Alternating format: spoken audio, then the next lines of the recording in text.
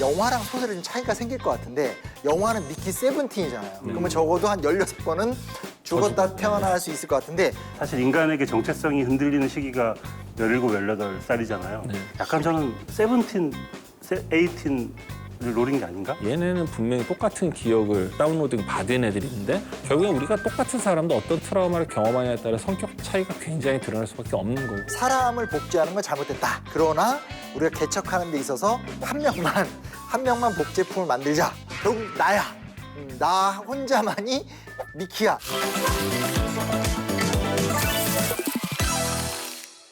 이것 때문에 제가 소설을 샀습니다. 아, 진짜 책 오랜만에 산 것 같아요, 진짜. 야, 근데 이게 이번에 영화가 나옵니다. 봉준호 감독님의 미키 세븐틴. 네. 헷갈려 죽겠어요. 미키 세븐틴 막 야. 많은 분들이 궁금해하시죠. 그러니까 기생충으로 아카데미 사관왕 이후에 봉준호 감독님이 어떤 신작을 가지고 나올지 주제에 맞는 게스트분을 초대해드렸죠. 소설가를 모신 거군요. 반갑습니다. 김종혁 작가님. 어서 오십시오.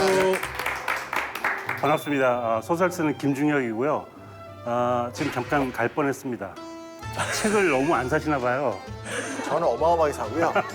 이제 여행 갔다 오신다고 하셨잖아요. 저 소설을 많이 읽는데 SF 소설을 잘 안 읽어가지고 이번에 방송 때문에 사실 좀 약간 입덕? 이런 세계가 있네? 사실 미키 세븐 같은 경우는 약간 쉬운 SF에 속하는데 점점 어려워지는 세계에 진입하다 보면은 헤어나오기 힘듭니다. 그리고 한국 작가들 중에도 SF 잘 쓴 작가들이 많이 늘었어요. 김초엽 작가님, 오, 맞아. 김초엽 작가님이라든지 뭐 김보영 작가님 이런 분들은 조만간 할리우드에서 영화를 만들 것 같거든요. 김보영 작가님 한 권 사가지고 갔어요.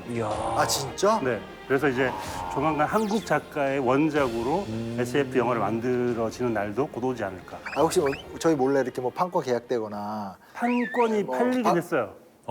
저도 팔리긴 했는데 제작이 좀 안 되고 있네요, 아직.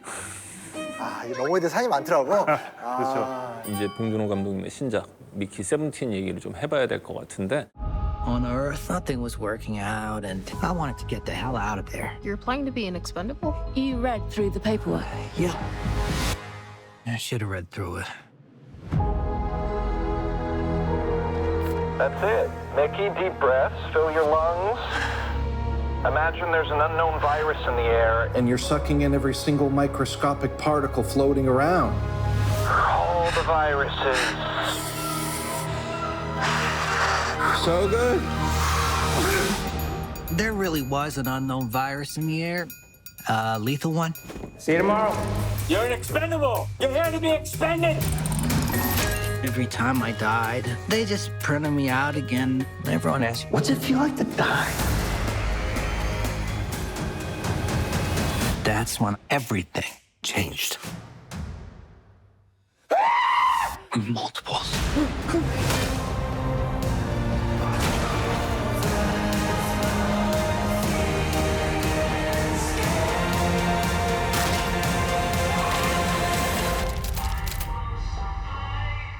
한정된 재원을 가지고 행성 개척을 해야 되니까 우리가 생각할 때 위험한 환경에서 작업을 하는 게 그 시절 그 시기 정도면은 뭐 드론이나 기계나 로봇이 다 할 텐데 그 드론이나 기계나 로봇을 쓰는 것보다 인간을 계속 복제 만드는 게 훨씬 더 가성비가 좋기 때문에 그런 위험한 행위를 할 수 있는 복제를 반복해서 해야 되는 그 인간이 필요로 하는데 그게 익스펜더블이고 미키 반스가 거기에 지원을 한 거죠.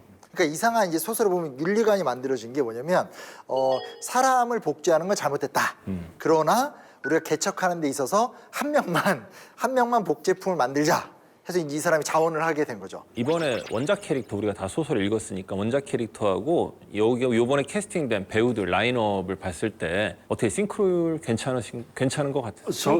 로버트 패틴슨 너무 딱인 것 같아요. 실제로 이렇게 표현을 했죠. 띠를 연기. 네. 그런 연기에 로버트 패틴슨이 되게 잘할 것 같다라고 이제 봉준호 감독이 얘기를 했는데 표정에서 약간 멍한 게 있잖아요. 그러니까요. 그거 너무 잘 어울리죠. 약간 남자 백치미를 너무 잘 표현해서 작가님이 혹시나 정보를 아시나 해서 궁금한 건데 마샬이라는 어떻게 보면 그 개척민들의 대장이 있잖아요. 그 예고편에 우리의 헐크 마크 러팔로 나와서 이제 막 열변토하고 하는 씬이 있는데 In the case of multiples, we exterminate every individual. Propagate the species. We shall invest the land. 마샬 역할에 왜 마크 러팔로를 했을까? 마크 러팔로가 헐크이기 때문이 아닐까. 두 얼굴의 사나이잖아요. 미키 그렇게 세븐과의 되는 거예요? 상징하는. 괜히 혼자 이것저것 연결을 해보는 거죠. 마크 러팔로를 왜 했을까? 사실 이제 이전에 설국열차에는 틸다 스윈튼 역할에 아마도 마크 러팔로인 것 같은데 연기를 워낙 잘하고 마크 러팔로가 봉준호 감독을 정말 좋아하더라고요. 그래서 아무리 작은 역이어도 난 하겠다라고 계속 얘기를 했기 때문에 아마 악역도 하지 않았을까. 그러니까 마크 러팔로가 처음으로 맡은 악역이라고 하던데요. 소설에서는 마샬이 딱히 나쁘다는 느낌은 없어요. 네, 그러니까 맞아요. 사실은 이게 미키 입장에서 지 입장에서 쓰니까 마샬을 자꾸 욕하는 거지. 첫째는 미키가 애가 이렇게 게으르고 빠릿빠릿하지도 않고 일 시켜도 제대로 안 하고 뭐 하라고 그러면 자꾸 싫다고 그러고. 두 번째는 이 마샬 입장에서는 미키 하나보다는 나머지 190 몇 명이 훨씬 중요하니까 이 전체를 지키기 위한 어떤 결전을 내리는 사람으로 나오지 나쁘게 안 나오는데 영화 예고편에서는 마크 러팔로 약간 좀 광기 있게 나오더라고요. 약간 옆에 있는 사람들도 뭔가 정상은 아니고. 광신도 느낌 나고. 그러니까. 읽다 보면 저는 진짜 딱 서양인들의 역사적 경험을 SF로 옮겼다. 왜냐하면 나탈리스트는 전형적인 기독교적 개념인 거잖아요. 그러니까 불멸의 존재를 믿든 그 인간이 아니다라고 생각하든 어떤 영혼이 계속 존재하느냐에 대한 기독교적인 어떤 배경으로 딱 이야기가 가는 것 같고 여기서 이제 앞에서는 이제 약간 그 태평양에 그 이렇게 모아이 같이 이렇게 섬 개척한 것처럼 이야기를 하는데 거의 그 대항해 시대 때 멕시코 개척하고 그리고 사실은 마리주아 개척이지 크리포가 뭐 꼭 나쁜 애들 아니잖아. 크리포는 원래 거기서 살던 잘 애들인데 살고 있던 애들인데. 거기 가서 폭탄 쏘고 죽이고 다 자기들이 한 거거든. 그래서 굉장히 어떤 그런 서양의 포장된 제국주의. 그게 저는 고스란히 반영된 것 같았어요. 크리토가 약간 그런 원주민에 대한 이야기일 수 있겠죠. 저는 그래요. 그러니까 전형적인 그 있잖아요. 막 영국 애들이 막 인도 들어가서 이 종족 간에 싸우게 하고 권력 잡고 그렇죠. 에스파냐 애들이 막 멕시코 들어가서 싸우게 하고 권력 잡고 여기까지 갑니다. 그리고 그런 부분에서는 좀 되게 이게 결국은 서양인들의 역사적 경험을 벗어나지 못하는구나. 그걸 그대로 반영한 것 같아요. 그쵸. 네, 에드워드 애슈턴이 말하기도 했고 SF 장르의 특징이기도 한 것 같은데요. 그러니까 SF일수록 더 현실에 대한 생각을 많이 하게 만드는 것 같아요. 오히려. 그러니까 우리가 지금 현난에 대해서 이렇게 날선 목소리로 이야기를 하면 사람들이 불편해한다. 하지만 미래 이야기를 가지고 오면 그 미래 이야기를 가지고 현재 이야기를 한다. 그게 SF 장르의 매력이라고 작가가 얘기했고 많은 사람들이 SF를 보는 이유도 그런 이유 때문에. 그래서 제가 슬펐나 봐요. 왜냐? 미키 세븐의 직업이 뭔지 아세요? 저만 가슴이 아팠을까요? 맞다. 알죠? 왜 이런 분이 나오는지 난 알지. 그 사람 역사학자거든. 자기가 이 세계에서 쓸모가 없어. 역사 연구하는 사람이 주인공이 되는 경우가 없는데 얘는 미스가르트에서 쓸모없는 존재인 거야. 그래서 얘가 너무나 당당하게 이 사회에서 나는 먹고는 살 수 있지만 역사학자는 필요가 없는 세계가 됐기 때문에 나는 그냥 차라리 이 모험에서 익스펜더블이 되겠다. 그렇죠. 심지어 다른 그 니플라임에 갔기 때문에 거기서는 사실 새로운 제국을 만드는 곳이기 때문에 역사가 필요 없어. 역사가 그래서 없는 거. 할 일이 없을 때 혼자 옛날 기록 찾아보고. 본 감독님이 지금까지 하고 전하고자 하는 메시지대로 따라가면은 크립토도 인정해줘야 되고 존중해줘야 되는 거거든요, 사실. 얼마나 나올까, 이게 얼마나 중요하게 나올까 일단 궁금한데 제작비를 보면 좀 많이 나올 것 같긴, 대규모 액션씬이 나올 것 같긴 해요. 이번에 얼마더라? 제작비 엄청나던데요. 1억 5천만 달러? 2,100억이에요, 우리나라 돈으로. 봉준호 감독님 역대 최고 제작비일 거예요. 와, 인터스텔라랑 듄이 거의 비슷하네. 인터스텔라도 그렇지만 듄이 1억 6,500만 달러였는데 이게 지금 미키 세븐틴이 같은 1억 급. 5천만 달러. 역시 제가 이건 읽고 왔잖아요. 이게 많이 들어갈 것 같아. 제가 보기엔 안 들어갈 것 같아요. 왜냐하면 여기 액션씬 있잖아요. 아니, 이거 섞어야지. 그 감독님이 2시간 동안 에드워드 애슈턴 작가랑 얘기를 했다잖아요. 예. 그러면서 당신은 긴 이야기를 썼지만 350페이지의 그 분량의 소설을 썼지만 나는 뭐 이렇게 120페이지 하겠다. 분량의 그 대본으로 바꿀 거다. 많이 바뀔 거다라고 얘기를 맞아요. 하고 설국열차의 케이스만 보더라도 원작하고 너무 다르거든요. 예. 그렇죠. 그래서 어쩌면 이 설정은 가지고 가되 뒷이야기는 아주 많이 다르지 않을까. 그래서 반물질의 블루스가 들어가기에는 요거는 TV 시리즈는 모르겠지만 여기에는 안 들어가지 않을까라고 저는 조심스럽게 예측해 봅니다. 영화라는 건 액션씬이 좀 들어가야지 이렇게 집중할 수 있는 어떤. 근데 결정적으로 제가 문제가 있다고 말씀드리는 이유가 뭐냐면 봉준호 감독님이 이 영화 결정을 할 때는 미키 세븐이 나왔을 때였고요. 이걸 대본을 다 쓰신 다음에 반물질의 블루스를 쓴 거예요. 그렇기 때문에 이걸 다시 봉준호 감독님한테 보내가지고 대본을 수정해 주십시오라고 하기에는 늦었죠. 시차가 이미 생겼다. 저의 추측으로는 네. 설국열차가 만들어지고 이제 설국열차가 히트하고 그게 TV 시리즈로 만들어졌잖아요. 네. 제 생각에 미키 세븐틴이 흥행을 하면 드라마로. 그걸 TV 시리즈로 가져가면 반물질의 블루스 내용이 들어갈 수 있지 않을까. 근데 미키 세븐이 여러 가지로 기존의 봉준호 감독님 작품하고 좀 다른 게 아까 우리가 얘기한 대로 제작비 역대 최대. 그 다음에 러닝타임도 역대 최장. 야, 요번에 2시간 19분. 우리는 너무 140 분. 좋지. 우리는 너무 좋죠, 뭐. 네. 길면 좋지. 제작사가 일단 브래드 피트의 플랜 B. 네. 그 다음에 세븐의 다리우스 콘지 촬영 감독. 저 세븐 영화 되게 좋아하고. 명작인데. 그 다음에 이제 봉 감독님 파트너죠. 정재일 음악 감독님. 뭐 이렇게 짱짱한 분들이 붙어서 엄청나게 기대되는 재미있는 작품이 나올 것 같아요. 네. 그리고 설정 자체가 저는 이 인구를 딱 200명으로 제한했잖아요. 네. 200명의 세계 속에서 몇 명이 죽고 몇 명이 사는지도 알게 되고 다 얼굴을 알고 있는 사람들이고 그 소규모의 집단일 때 그런 게 얼마나 도드라지는가에 대한 이야기의 사회 실험 극 같기도 해요. 그렇죠. 네. 네. 저는 이제 봉준호 감독 영화를 워낙 좋아하기도 하지만 최근 들어서 약간 달라지고 있다는 생각이 드는데 이분이 약간 자기가 하고 싶은 사회적인 현안들을 장르에 녹여서 이야기를 되게 잘하는 것 같거든요. 그렇죠. 사실 괴물이라는 영화는 납치극에 그렇죠. 가깝다고 생각하거든요. 네. 설국열차는 사회 계급에 대한 이야기를 수직의 이야기를 수평으로 수평으로 막. 눕혀놓은 이야기고 그리고 기생충 같은 경우는 서울 입성하는 스파이들의 이야기, 그러니까 스파이 장르물 같은 느낌 같은 게 있거든요.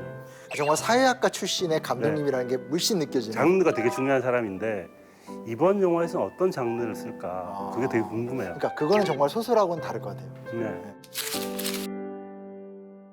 미키 세븐틴이 여기 미국 작가 에드워드 애슈턴 네. 이라는 분의 SF 소설 미키 세븐을 원작으로 하고 있는데 2022년 7월에 출간됐으니까 굉장히 빠른 시간 안에 영화가 됐다는 생각이 드네요. 이게 약간 시스템이 좀 이해를 하셔야 되는 게 한국에는 이제 작가들이 출판사와 계약을 하고 책을 내잖아요. 네. 근데 미국 같은 경우에는 대부분의 좀 잘 나가는 작가들은 다 에이전시가 있어요. 그 에이전시가 완성된 원고를 보고 이건 출판되기 전에 이미 플랜 B 한번 보내보면 좋겠다. 제작사에다가. 네, 그래서 플랜 B에 보내서 이제 브래드 피트 님께서 네. 재밌어 하시니까 계약을 체결하고 출판이 된 거죠. 되게 희한한 케이스였던 게 책이 완성된 게 2019년이에요. 예. 그러니까 출판되기 전에 이미 이제 거의 계약이 완성된 거죠. 이제 이걸 영화로 만들어진다는 걸 알고 보게 되잖아요. 근데 네. 읽으면서 계속 영화로 만들어지면 어떨까라고 상상을 하게 되는데 전 3편의 영화 정도가 떠올랐는데 네.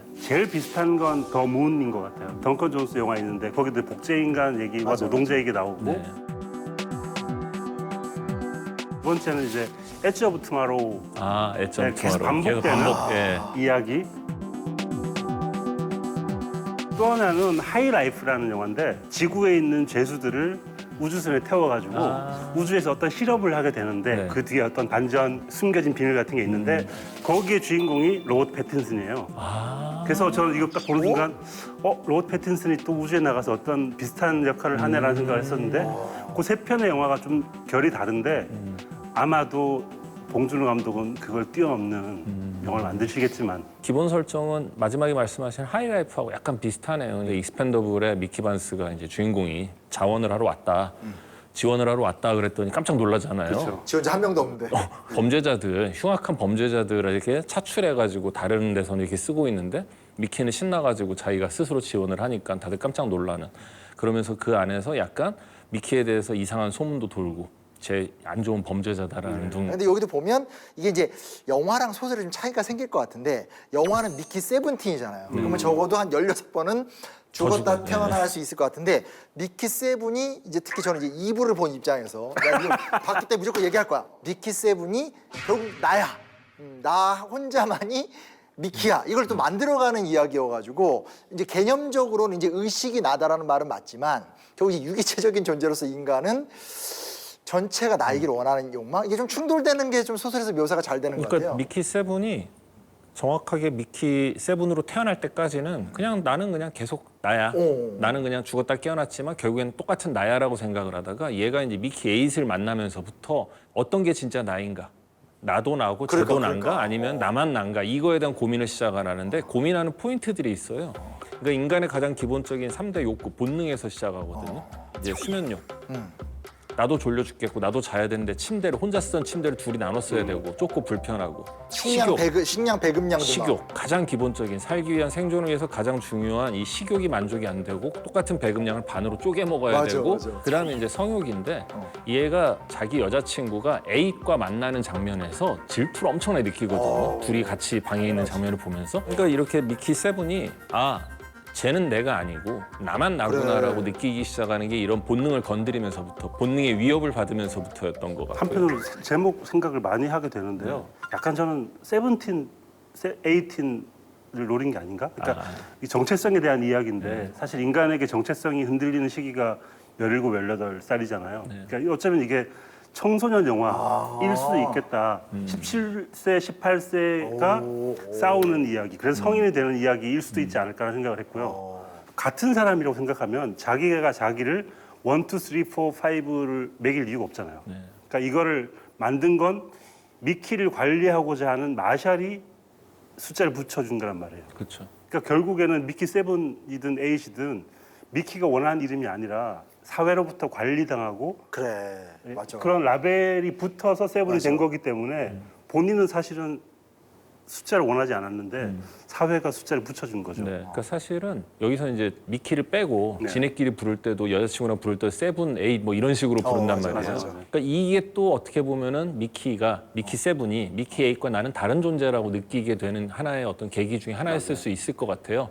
그러니까 똑같이 미키라고 불렀으면은 자기 스스로도 좀 더 쟤랑 나랑 결국엔 같은 건가라는 쪽으로 흘러갔을 수도 있을 것 같은데 엄연히 이름이 다르잖아요. 그러니까 단어가 의미를 규정한다고 그러는데 나는 세븐이고 쟤는 에잇이네. 결국 우린 다른 존재라라고 좀 더 에잇에게 배타적으로 그런 배타적인 생각을 갖게 되는 계기가 됐을 수 있을 것 같고요. 심지어 마지막에 그 미키 반스라고 플레인 불러주니까 너무 그쵸. 좋아해. 맞아. 근데 숫자를 불리다가 미키 몇 년 반스 동안 들어본 적이 없는 그러니까요. 작가님 말씀하신 것 중에 되게 중요한 게 얘네는 분명히 똑같은 기억을 그 다운로딩 받은 애들인데 둘 사이에 왜 이렇게 성격 차이가 나왔을까? 이 트라우마라는 게 이 식스가 죽은 이후에 어떻게 죽었는지도 모르고 자기는 기억도 못하고 본 적도 없고 그냥 베르토한테 들은 말밖에 없잖아요. 그러다가 또 떨어져서 실제로 부상도 당하고 정말 죽을 뻔한 위기 속에서 그런 와중에 요 짧은 기간 정말로 죽을 뻔하다 살아나고 그다음에 살아나자마자 또 난관에 부딪힌 이 트라우마가 만들어낸 미키 세븐과 그 전에 미키 6 이후에 미키 세븐이 마지막 업로드한 데서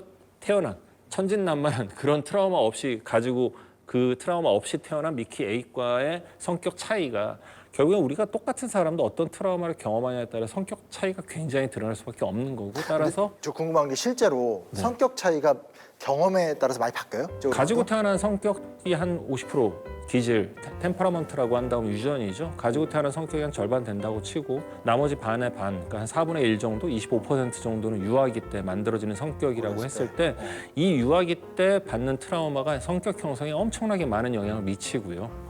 그 다음에 나머지 반이 이제 10대, 20대, 30대를 거치면서 성인이 되면서 만들어진 성격이라고 봤을 때 역시 그때 생긴 트라우마 또한 전체 성격에 엄청난 영향을 미치기 때문에 미키 세븐하고 에잇하고 안에서 보면 표정이 항상 다르고 에잇은 천진난만하고 세븐은 뭔가 심각하고 이런 표정들이 많이 나오는 거 이 안에서도 계속 그런 씬이 나오는 이유가 그런 트라우마를 받았냐 받지 않았냐 그 차이에 의해서 성격이 달라지는 거라고 생각이 돼요. 익스펜더블 얘기하셨지만 이 설정이 되게 재밌는 게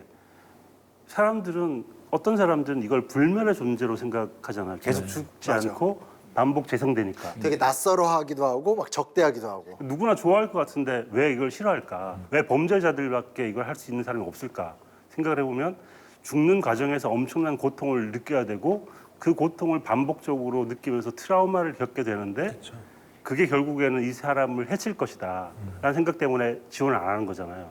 그런 의미에서 저는 이 익스펜더블이라는 존재 자체가 트라우마를 겪어야 하는 어떤 존재에 대한 상징 같은 거여서 재미있는 설정인 것 같더라고요. 사실 미키도 미키 에잇을 직접 대면하기 직전까지는 자기도 그냥 죽는 게 별거 아니고 네. 다시 살아난다고 생각을 했고 자기가 어떻게 보면은 너는 불멸이야라고 물어봤을 때 확답은 안 하지만 어렴풋이 자기는 불멸이라고 생각을 하고 있었던 것 같은데 자기와 똑같은 미키 에잇을 마주하면서부터 이제 얘가 고민이 시작되는 거라고 생각을 하거든요. 네. 불멸이냐 아니냐 바꿔 얘기하면은 죽고 새로 만들어진 미키 2, 3, 4, 5, 6, 7, 8이 결국 미키 1과 같은 사람이냐의 문제. 그래.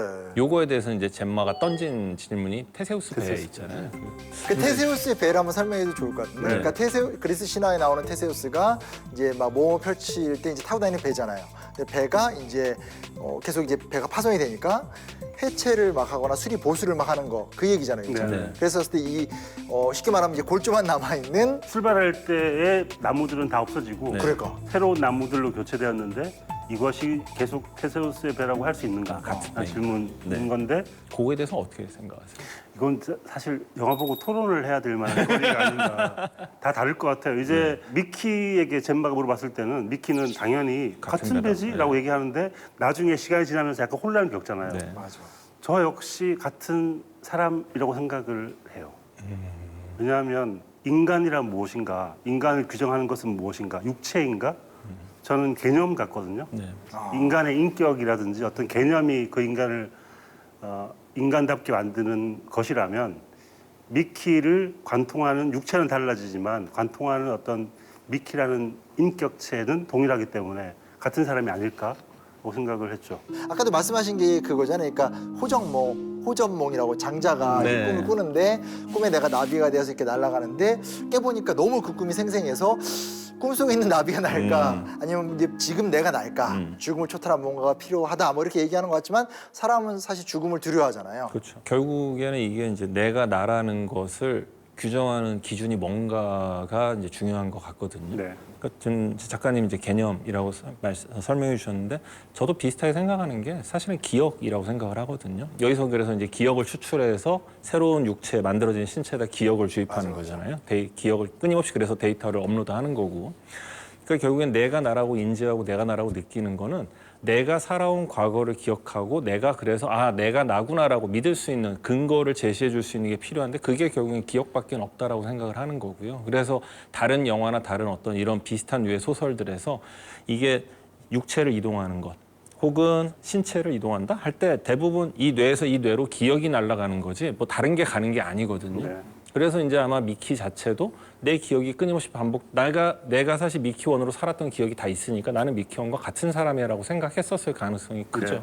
생각해보면 의학적으로 사실 인간들도 마찬가지 아닌가. 세포가 계속 갱신되어서 그럼요. 네. 어릴 때 세포가 지금 남아있지 않은데 마찬가지로 우리 몸도 테세우스의 배라고 할 수 있지 않나요? 그러니까 사실은 세포라는 건 끊임없이 재생을 하고 끊임없이 죽어나가고 재생하고 죽어나가고 재생하는 걸 반복하기 때문에 테세우스 배가 맞죠. 근데 거기서 젬마가 재밌는 얘기를 하거든요. 미키가 당연히 같은 배 맞다. 그랬더니 배가 중간에 완전 다 파손돼서 한꺼번에 싹 갈았다 치면 그건 같은 배야? 라고 했더니 여기선 답을 못 하거든요. 그러면서 젬마가 미키한테 하는 얘기 네가 하는 일은 이거 작업을 좀 더 빨리 하는 거야 라는 얘기를 하거든요. 그러니까 세포가 죽고 재생해서 우리가 끊임없이 이렇게 살아가야 되는데 이 작업을 단시간 내에 하루 만에 빨리 해버리는 게 네가 재생이 돼서 복제인간으로 다시 나타나는 거야라는 설명을 암묵적으로 하게 되고 그걸 미키가 이제 깊은 생각을 안 하다가 미키 에잇을 만나면서 생각을 하게 되는 건데 사실 작가님 말씀대로 사람이라는 건 결국은 테세우스 배하고 같은 존재죠 사실. 근데 그걸 우리가 오랜 기간에 걸쳐서 하느냐 하루 만에 해버리느냐의 차이인 거예요. 혹시 책이 어쨌든 똑같이 나올지는 모르니까 네. 기대되시는 장면도 있어요? 이건 꼭 들어갔으면 좋겠다.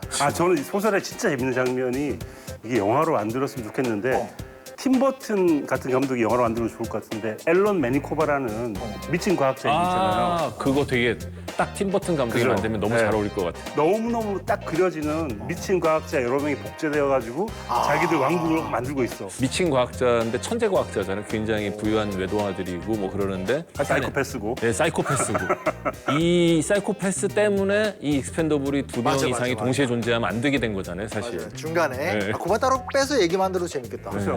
그게 사실은 이제 배경 지식이기도 하지만 이 소설의 근간을 이루는 윤리적인 문제잖아요. 맞아요. 미키 세븐, 미키 에잇 어차피 얘들도 얘기하지만 둘이 같이 일하면 되잖아. 그러니까요. 좋잖아. 하는데 앨런 매니코바라는 미친 과학자가 자기를 계속 복제하여 세계 정복을 하려는 야욕을 꿈꿨기 때문에 그건 금지가 네. 된 세계이기 때문에 이들이 이렇게 고통스러워하는 거죠. 그러니까 저는 사실은 이제 봉준호 감독님이 또 그 괴물에서부터 크리처를 잘 만드신 분이었기 때문에 이 크립토 특히 대형 크립토를 어떻게 만들지 그러니까 생각보다 묘사가 되게 책에선 단순해가지고 상상하기 나름이잖아요. 그 듄에 나온 모래벌레에다가 이빨만 크게 달아놓은 것 같기도 한데 좀 재밌게 잘 만들어졌으면 좋겠다는 생각이 있고요. 턱이 2개냐 1개냐. 네, 뭐 턱이 이렇게 있냐, 이 4개, 뭐 하여튼 뭐 이런 얘기를 하던데. 야, 이 원작을 소설로 영화 만드는 게 생각보다 보통 일이 아니네. 뭔가 선택해야 되고 포기해야 되고. 단편 소설이라든지 정말 짧은 소설에서 모티브만 싹 가져와서 만드는 게 제일 편하지. 맞아요. 제일 장편 소설에서 만드는 거는 그러니까.